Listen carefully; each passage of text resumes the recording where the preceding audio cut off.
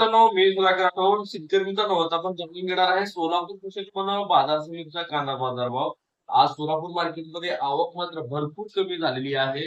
फक्त 25 गाड्यांची आवक आपल्या आज सोलापूर मार्केटमध्ये बघायला भेटलेली आहे.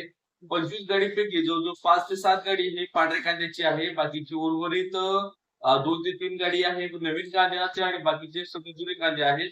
आज जुना कांदा मार्केटमध्ये आलेला आहे, परंतु पूर्णपणे डॅमेज कांदा आहे आणि त्याचा दर भेटेल आहे 500-600 पर्यंत दर भेटेला आहे. पूर्णपणे खराब कांदा मार्केटमध्ये आलेला आहे.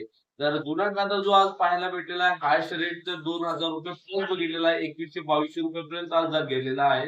तर एकंदरीत एक नंबर बाजारभाव पाहिला असता जर सुपर जो कांदा आहे बिग साईज कांदा तो ₹1700 पासून ते ₹1900 बघायला भेटलेला आहे आणि लोकल कांदा जो आहे तो 1500 ते ₹1700 पर्यंत आहे आणि गोल्टा गोल्टी ₹800 पासून सुरुवात आहे.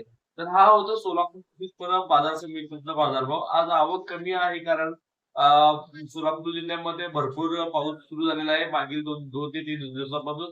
फक्त सोलापूरमध्येच आवक कमी नव्हे तर अख्ख्या महाराष्ट्रामध्ये आवक कमी आहे. या आवकमुळे दोन्ही बाजारभावामध्ये जड झालेली आहे. तर शेतकरी मित्रांनो, हा होता सोलापूर कृषी उत्पन्न बाजार समिती कांदा बाजारभाव. हा व्हिडिओ तुम्हाला कसा वाटला?